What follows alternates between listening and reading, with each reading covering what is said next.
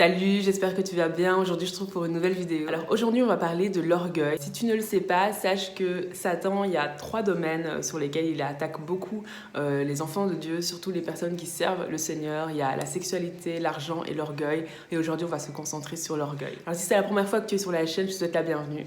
Je m'appelle Esther, je fais pas mal de vidéos tournées autour de la foi. Donc si ça te parle, n'hésite surtout pas à t'abonner. J'espère vraiment que tu seras béni.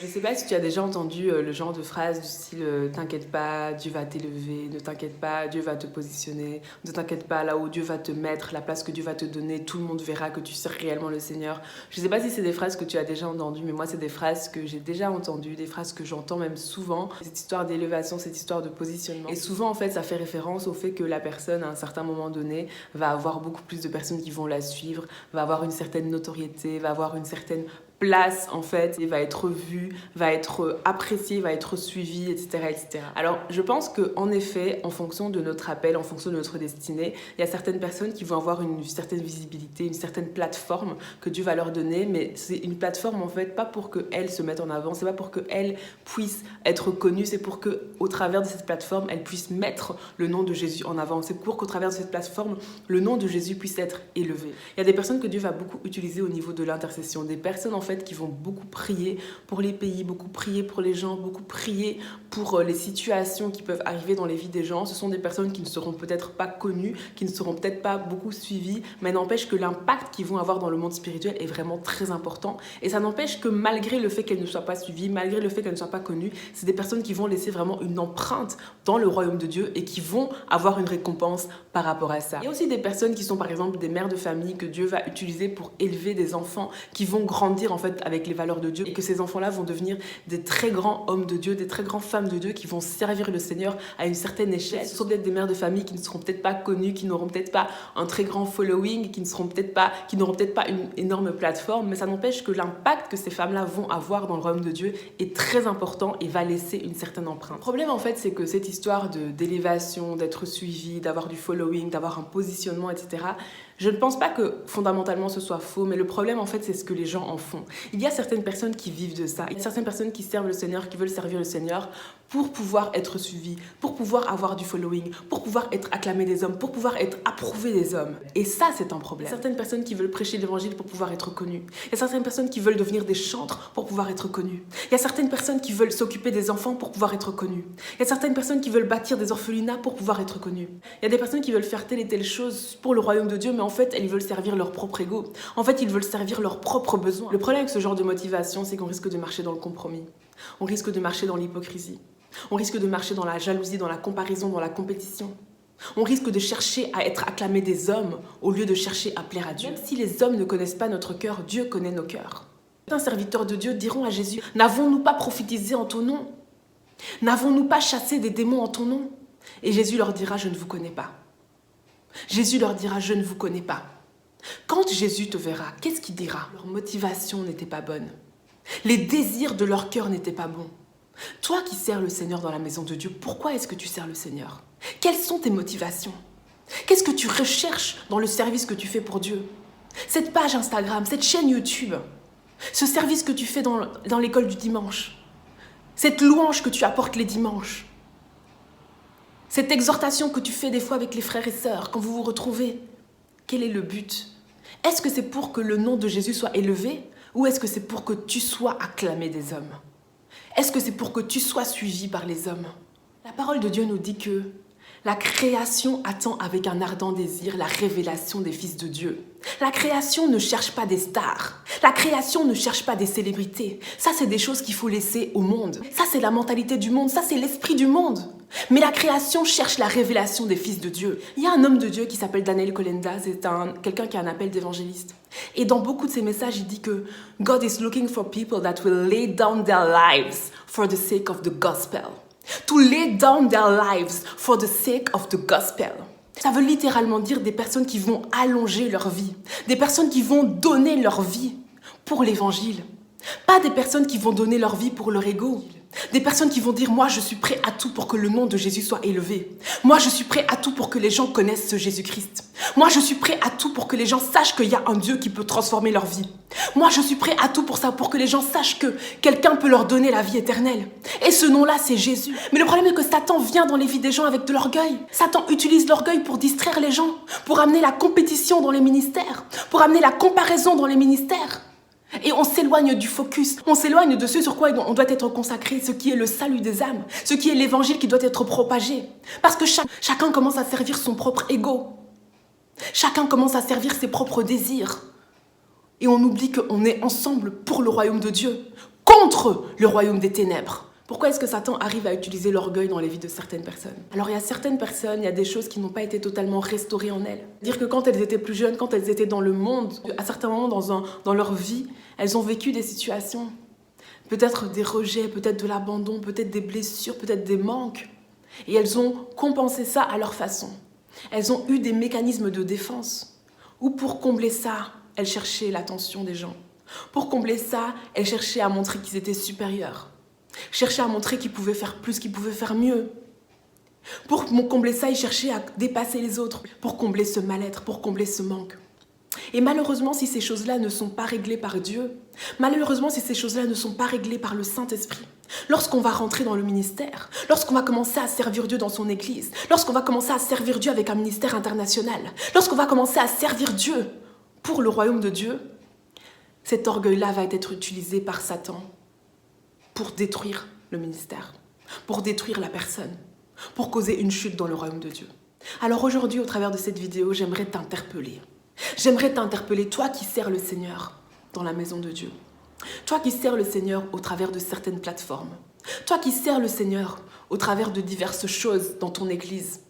Toi qui sers le Seigneur dans les rues. Toi qui sers le Seigneur là où tu le sers. J'aimerais t'interpeller, quelles sont les motivations de ton cœur?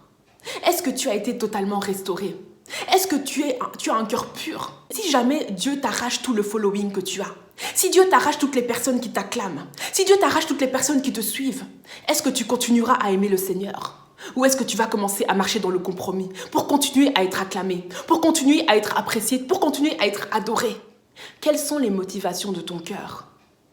Est-ce que tu veux que le nom de Jésus-Christ soit élevé? Ou est-ce que tu veux que ton nom soit élevé?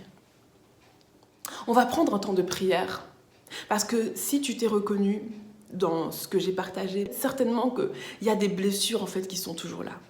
Certainement qu'il y a une restauration qui doit prendre place.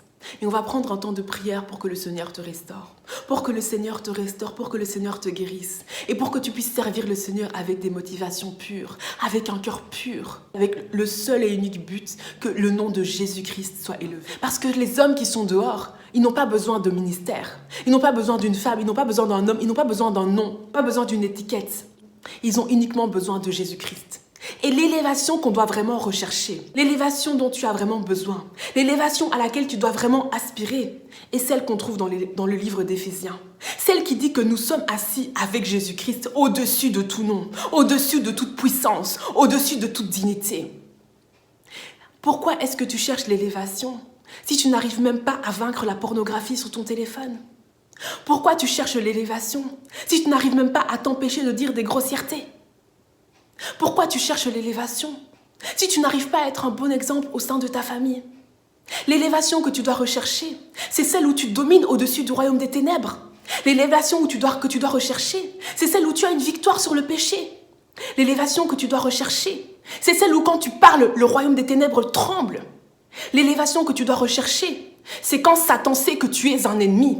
C'est quand Satan te met sur sa liste rouge. C'est quand Satan sait que tu vas causer des dégâts dans son royaume. Pourquoi? Parce que tu es avec Christ.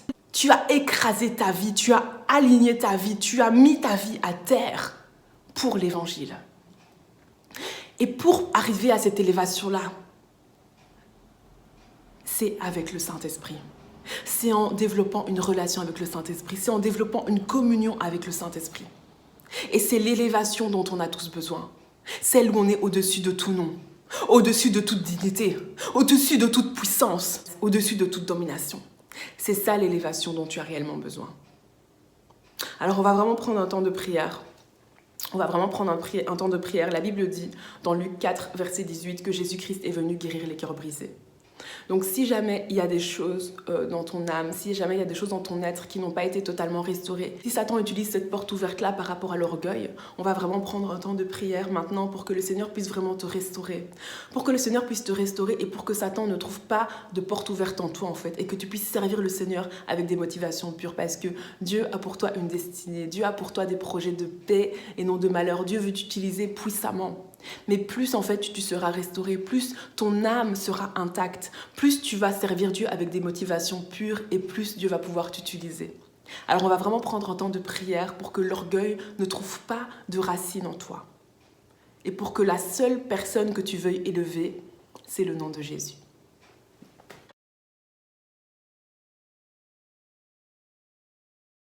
Je prie pour mon frère, ma sœur qui regarde cette vidéo. Peu importe ce que les gens ont dit de toi. Peu importe les choses que tu as pu entendre quand tu étais jeune, peut-être que tu as entendu que tu étais bête, peut-être que tu as entendu que tu étais un bon à rien, peut-être que tu as entendu que tu n'arriveras à rien dans ta vie. Dans le nom de Jésus-Christ, ces paroles sont nulles et sans effet maintenant dans le nom de Jésus-Christ. Sache que la Bible dit que tu es une créature merveilleuse. Sache que Dieu dit de toi qu'il a prévu des projets de paix et non de malheur. Alors par rapport à ces paroles qui ont été prononcées, je proclame la guérison dans le nom de Jésus-Christ. Je proclame la guérison de ton âme dans le nom de Jésus-Christ. Que tu sois maintenant restauré au nom de Jésus-Christ. Sois restauré au nom de Jésus-Christ.